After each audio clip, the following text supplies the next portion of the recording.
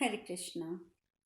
दुर्योधन बोला, पिताजी, जो राजा आर्य सत्यप्रज्ञ महाव्रती वेदोक्त यज्ञों के अंत में अवभृत स्नान करने वाले धैर्यवान लज्जाशील मूर्धाभिषिक्त थे, वे सभी इन धर्मराज युधिष्ठिर की उपासना करते थे।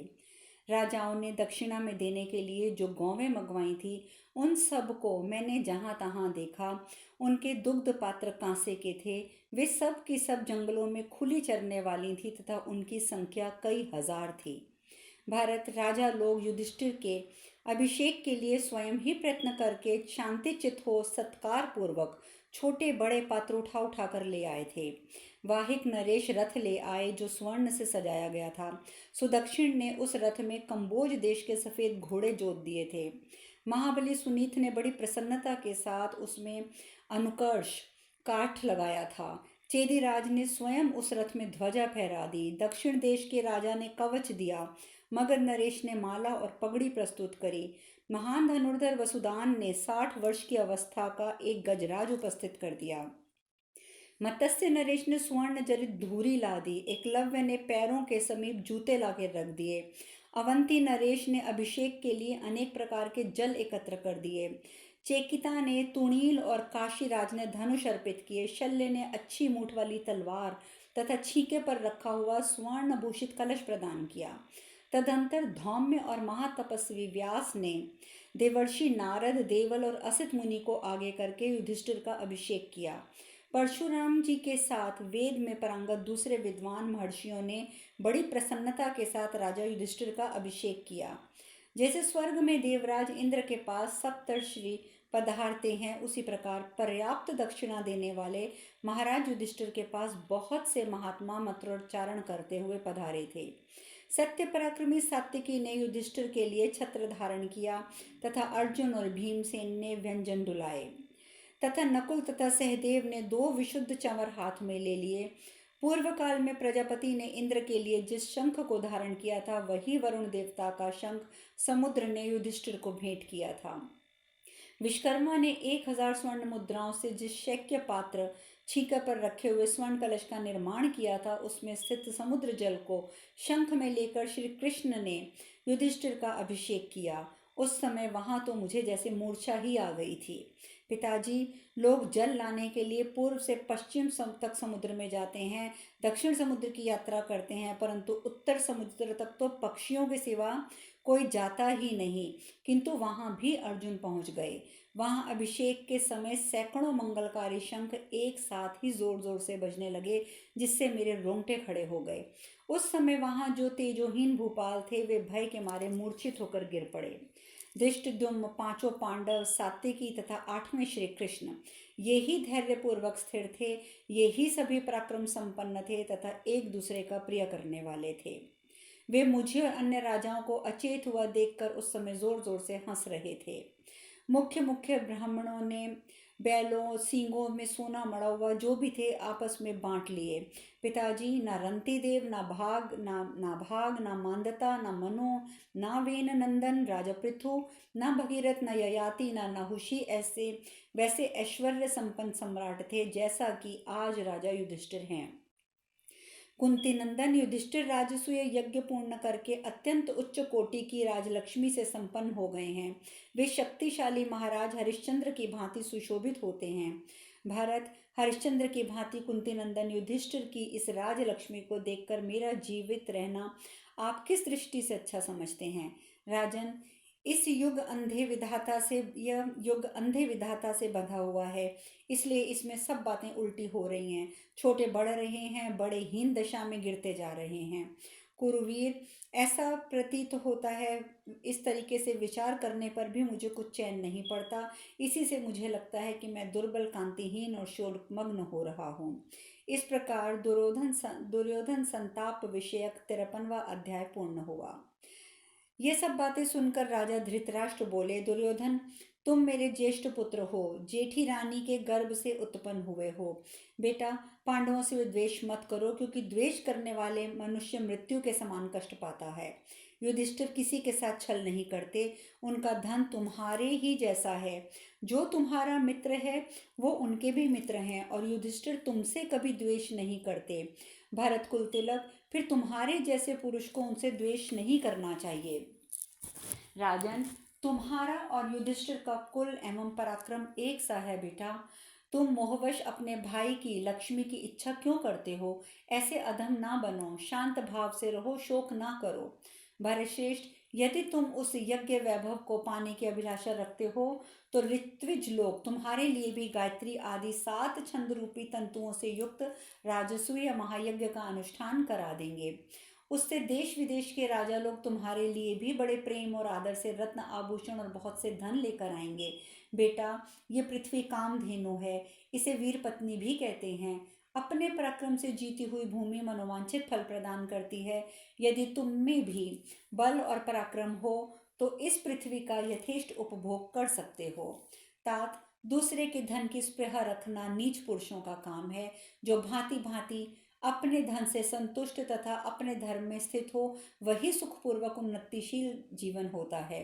दूसरे के धन को हड़पने की कोई चेष्टा ना करना, अपने कर्तव्य को पूरा करने के लिए सदा प्रयत्नशील रहना तथा अपने को जो कुछ प्राप्त है उसकी रक्षा करना, यही उत्तम वैभव का लक्षण है।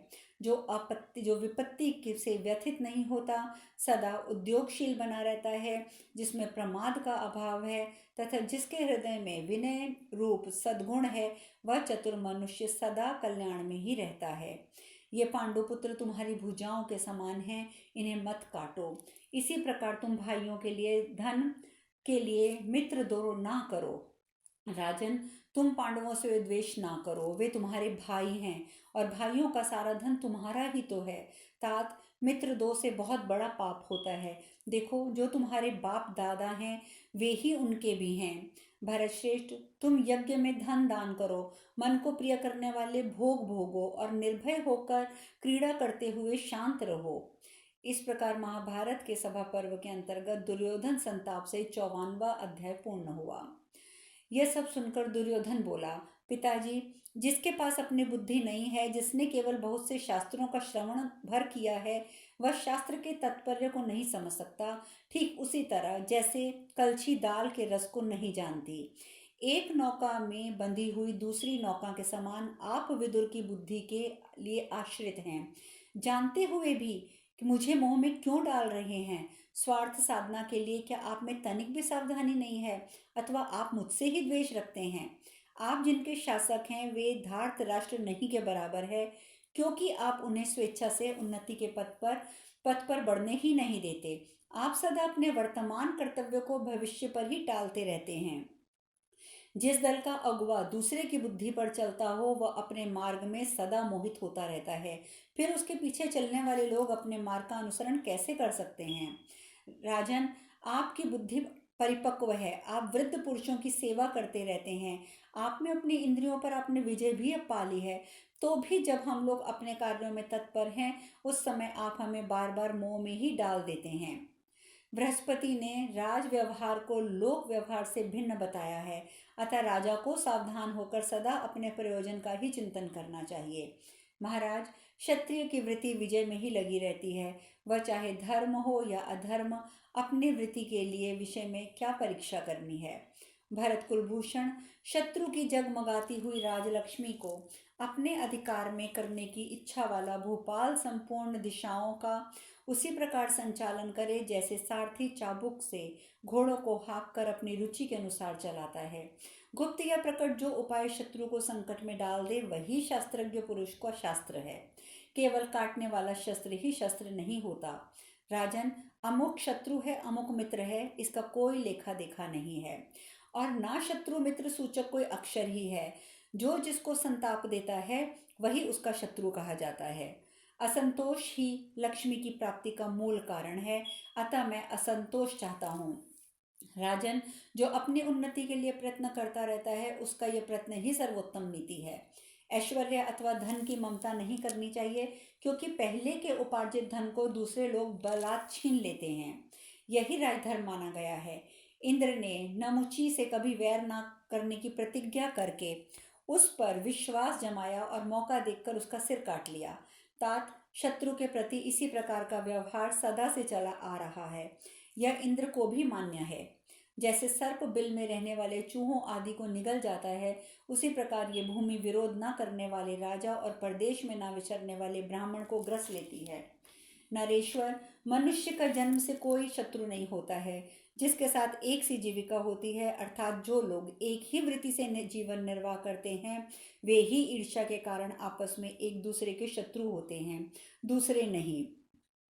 जो निरंतर बढ़ते हुए शत्रु पक्ष की ओर से मोहवश उदासीन हो जाता है, बढ़े हुए रोग की भांति शत्रु उस उदासीन राजा की जड़ काट डालता है।